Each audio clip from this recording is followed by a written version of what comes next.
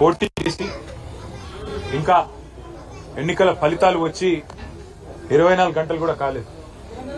సరే, ఎన్నికల్లో అధికార పార్టీ చేసిన అరాచకాలు, అధికార పార్టీ అధికార యంత్రాంగాన్ని అడ్డం పెట్టుకుని చేసిన దుర్మార్గాలు, ఎలక్షన్ కమిషన్ చేష్టలుడిగి కళ్ళప్పగిచ్చి చూసిన వైనం, ఎన్నింటి ఫలితంగా మేము నిన్నటి ఎన్నికల్లో సాంకేతికంగా ఓడిపోవడం జరిగింది. కానీ ఎన్నికల ఫలితాలు వచ్చి 24 గంటలు కాకముందే మా పార్టీ కార్యకర్తలు, నాయకుల మీద ఇవాళ గూండాయిజానికి, రౌడీయిజానికి కాంగ్రెస్ పార్టీ ఏదైతే దిగజారుడు రాజకీయాలు చేస్తుందో, నేను ఒకటే చెప్తా ఉన్నా.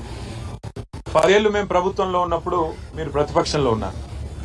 ఎన్నడన్నా ఈ రోజు ఇక్కడ మా సోదరుడు రాకేష్ క్రిస్టోఫర్ గారి మీద జరిగిన దాడి జరిగినట్టుగా ఒక ఉప ఎన్నికల్లో గెలిచిన తర్వాత ఎక్కడన్నా మా ప్రభుత్వ హయాంలో మా కార్యకర్తలు గాని, మా పార్టీ నాయకులు గాని హద్దులు దాటి ఈ రకంగా ప్రవర్తించారా ఒక్కసారి గుర్తు తెచ్చుకోండి.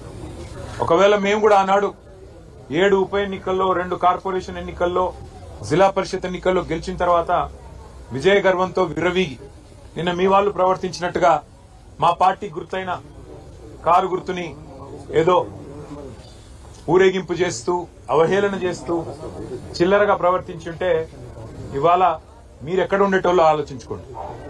సోదరుడు రాకేష్ క్రిస్టోఫర్ గారి మీద, ఒక క్రిస్టియన్ మైనారిటీ కమ్యూనిటీకి సంబంధించిన సోదరుడు, ఆయన మీద రెహమత్ నగర్ లో జరిగిన ఈ దాడిని నేను పూర్తిగా ఖండించడమే కాదు, ఆయనకు జరిగిన ఈ దాడికి బాధ్యత కూడా ఖచ్చితంగా కాంగ్రెస్ పార్టీయే వహించాల్సి ఉంటుంది. ఎన్నికల్లో కొన్ని ఎన్నికలు గెలుస్తాం, కొన్ని ఎన్నికలు ఓడిపోతాం.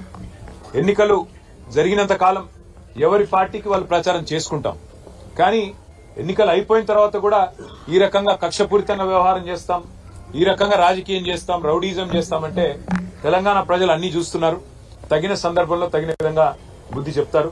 మేము తమ్ముడు రాకేష్ క్రిస్టోఫర్ గారికి, వారి కుటుంబానికి, వారి శ్రీమతికి, వారి కూతురికి, వారి కుమారుడికి, వారి తండ్రి గారికి అందరినీ కలిసినాము.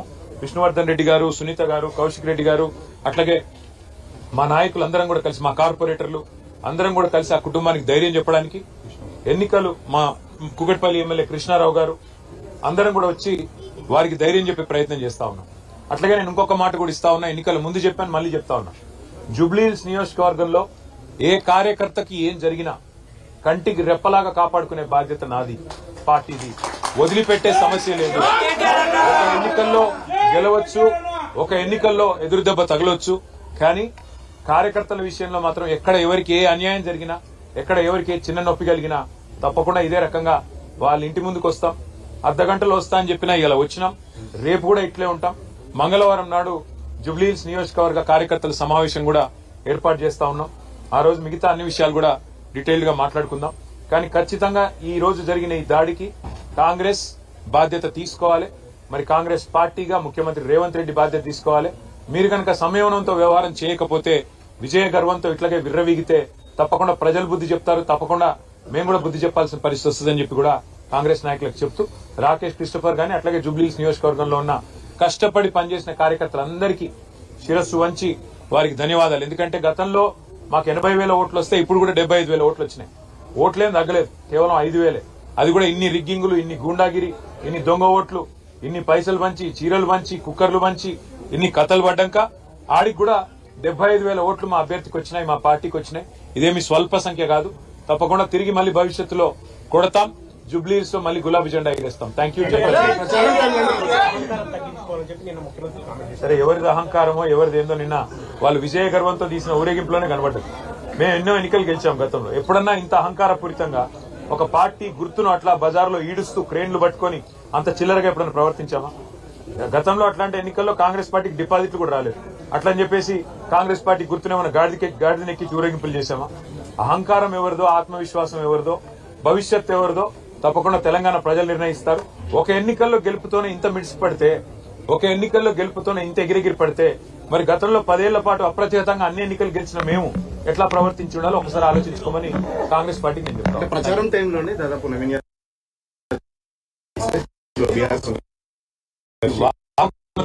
ఇది సాంకేతికంగా వాళ్ళు గెలిచారు తప్ప ఇంత రిగ్గింగ్, ఇన్ని దొంగ ఓట్లు, ఇన్ని పైసలు, ఇన్ని చీరలు, ఇన్ని కుక్కర్లు, ఇవన్నీ ఇప్పుడు రహమత్ నగర్ లో మీరు ఇక్కడ ఉన్నారు కదా, మొత్తం విలేకరులు ఇల్లు తిరిగి అడగండి. ఎన్ని డబ్బులు పంచారు, ఎన్ని కుక్కర్లు పంచారు, ఎన్ని రకాల తాయిలాలు పంచారు, ఎన్ని ఆపసోపాలు పడ్డారు. చివరికి అరకొర మెజారిటీతో ఇన్ని దొంగ ఓట్లు వేయించుకుంటే, ఇంత రిగ్గింగ్ చేస్తే చావు తప్పి కన్నులోట పోయినట్టు గెలిచినారు. అదో గెలుపు అనుకుంటే అది వాళ్ళ కర్మ, నేనేం చేయలేదు.